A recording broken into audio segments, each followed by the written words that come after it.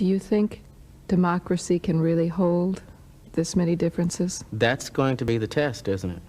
And I really don't know. You know, I really don't. I mean, I see what's happening, for instance, at UC Berkeley, one of the most so-called diverse campuses in the United States, probably in the world, and yet their democracy, if you will, is failing. People don't integrate.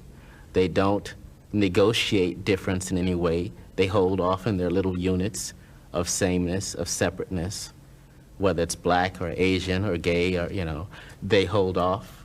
And what you have is, you know, competing special interest groups, if you will, playing out their special interests in terms of curriculum rather than political power, but still it's the same phenomenon, it's the same dynamic. It's a dynamic that runs throughout this country. And I think what has to change, because we are really becoming one global family, whether we like it or not, is that we have to, in some ways, come to a different term of self-acceptance, of communal, social identity definition.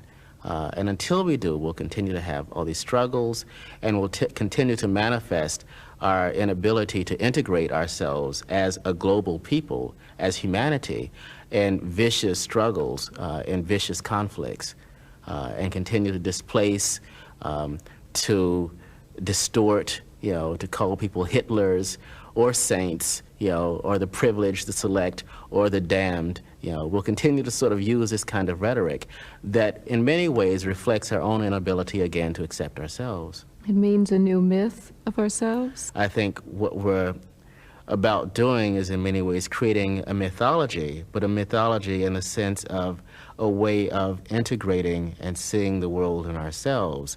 A myth in the sense that we know is not literal truth, and yet is metaphoric, transcendent truth that allows us to both perceive and construct a personal identity and also relate that personal identity to the personal and cultural and group and social and national and international identities of others. It's in some ways a way of conceiving of self that is not premised on the other. And that's very, very difficult because we really haven't had much experience in trying to do that. So much of national identities, personal identities, cultural identities are premised on the other. In fact, it's the other which gives us our sense of self. For without the other, we would have to really look at ourselves and see the chaos within. The other allows us, it gives us that mirror, sort of distorting mirror, that in fact we're unified, that we're strong, that we're integrated by comparison. And yet, without that other, we're a total fragmented, chaotic self. That's what we're afraid of, and that's what we'll have to deal with in the coming century. This has been a conversation with Marlon Riggs.